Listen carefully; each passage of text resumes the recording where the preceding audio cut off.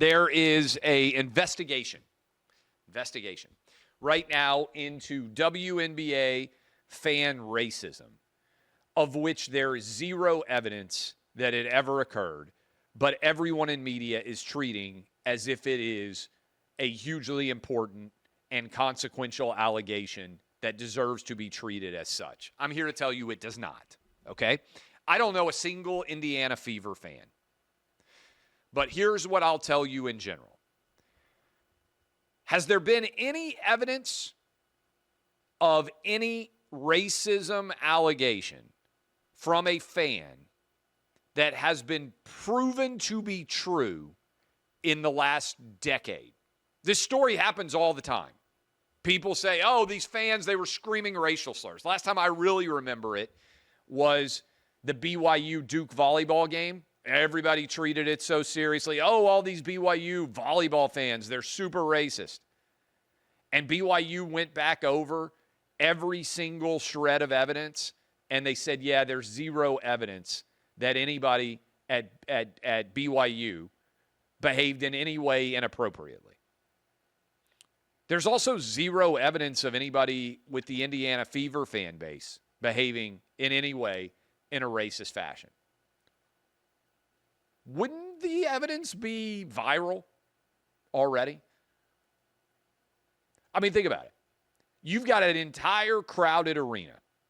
Every single person virtually in that entire arena has a phone with a video camera on it, able to take video of everyone around them at any moment of any point during the game. Do you think that if there were a fan screaming racial slurs loudly enough for Angel Reese to hear on the basketball court, that there would be somewhere some evidence of that having occurred? Yet we haven't seen it at all. Does that make sense to you? How many athletic events have you been to? If someone is screaming something loudly enough to be heard by a player on the court, or sitting close enough to the court to be heard, there are boom mics everywhere that pick up all sorts of audio from the official ESPN, in this case, television broadcaster. Every single person in the crowd has a phone, just about, and is a potential witness as well. And they are taking photos and they are taking videos throughout the course of the entire game. And yet there is zero evidence that I have seen that has emerged of anybody behaving inappropriately. That seems fairly significant, given the allegation. Second part of this, motive. Do you think, I'm not saying racism doesn't exist. It does exist. There are white racists, black racists, Asian racists, Hispanic racists. I wish there weren't. I wish people did not make decisions based on identity politics. I wish people didn't make choices based on the color of someone's skin or their religion or their gender or their sexuality. Wish that didn't happen. But let's just pretend. Even if you were racist, every single person in America, certainly white people, because that's the implicit assertion here, right, is that it's a white person who's being racist. Every single white person in that arena knows if they engage in racist behavior, their life is basically over. You got a job, it's gone. You're in school, you're kicked out. Everything that you want to do in your life that is positive, work, make money, go to school, whatever you do, it's all over. You become immediately a social pariah, unemployable, uneducatable. You are cast to the proverbial lions of social media and the media in general. You can never get your good name back. Your life is effectively over. That's what happens if you are racist. Do you think anybody's making that choice? So there's no evidence it happened.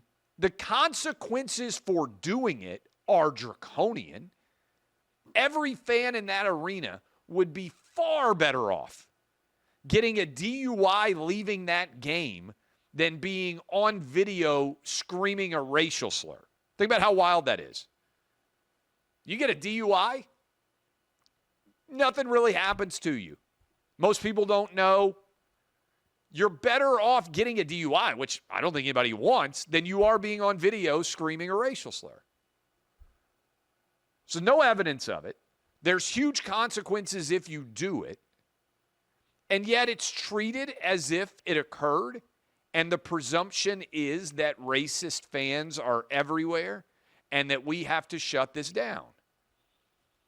Meanwhile, Angel Reese insults Caitlin Clark based on her race on her social media profiles. Nothing happens. That's actual racism.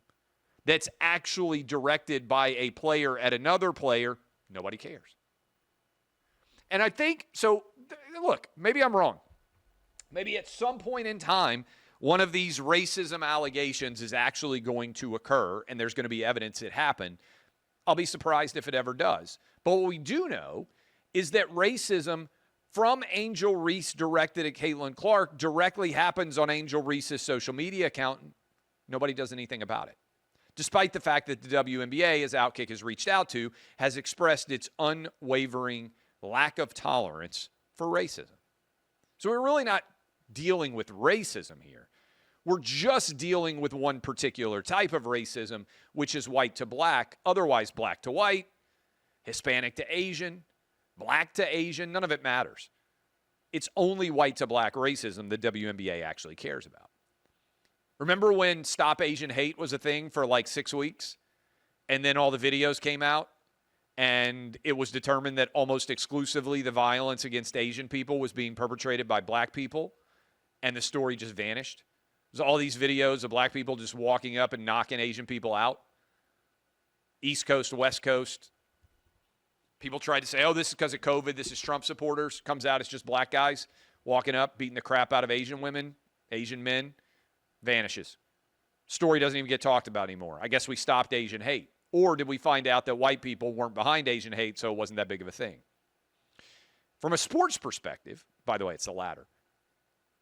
From a sports perspective, I want you to think about this. Most leagues, when stars enter the league, even if they don't look like most people in the league, those new stars have been accepted, and it has led to a massive increase in the amount of money that is able to be made in that sport. Let me give you a couple of 21st century examples. Venus and Serena Williams come to women's tennis. The amount of money that women can now make at the end of the Venus and Serena Williams era is orders of magnitude higher than it was before those women came into the sport. The sport itself became far more popular, certainly in the United States, because of Venus, in particular because of Serena. The world of tennis, which was overwhelmingly white at the time that Venus and Serena Williams entered into the WTA, welcomed those women and reaped the benefits such that everybody who was good at tennis, white, black, Asian, Hispanic, whatever your background was, women's tennis players all got a raise because the individual excellence and acclaim and attention brought by Venus and Serena Williams benefited a rising tide, which lifted all boats of women's tennis.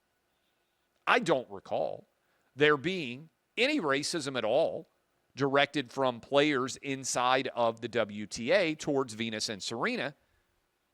And I remember it being an overall hugely positive experience for women's tennis fans and players and the television networks. Everybody benefited from someone who looked different being great at the sport. About Tiger. Tiger comes into golf, late 90s, 97 I think was when he won his first Masters.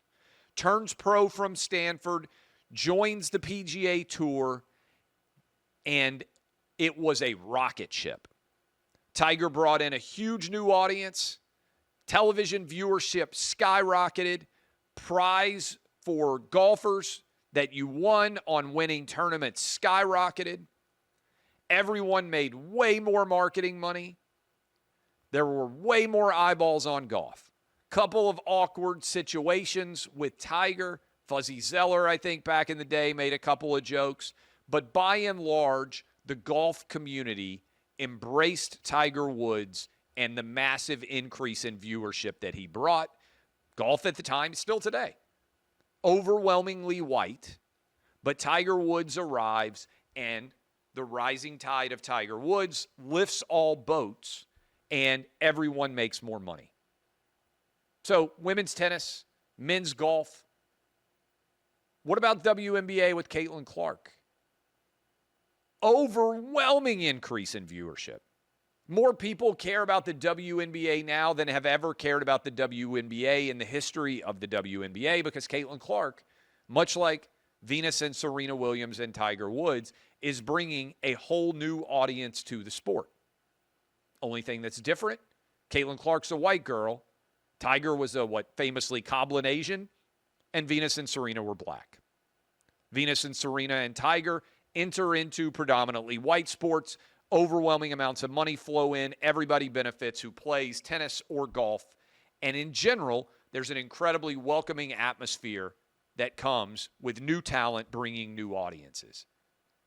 WNBA is not doing that with Caitlin Clark. Instead, a league that has failed for longer than any pro league that has ever existed to make money. In fact, there probably are few businesses in the world that have existed for as long as the WNBA has existed and never turned a profit, gets a meteor, a comet, a star streaking across the night sky, thrust into their league that suddenly everybody cares about. She looks different than the average WNBA star has historically. She brings in a new audience, and they hate her, and they are racist against her, and the media turns her and her fans into an obstacle to a league that has never had fans and never made money. I would submit to you that instead of following the lead of tennis and golf, the WNBA has lit itself on fire. They would rather have a smaller league with fewer fans than have a white star in Caitlin Clark. It's a really fascinating example and a historically analogous situation in the 21st century to those two sports, and yet it is all very, very different.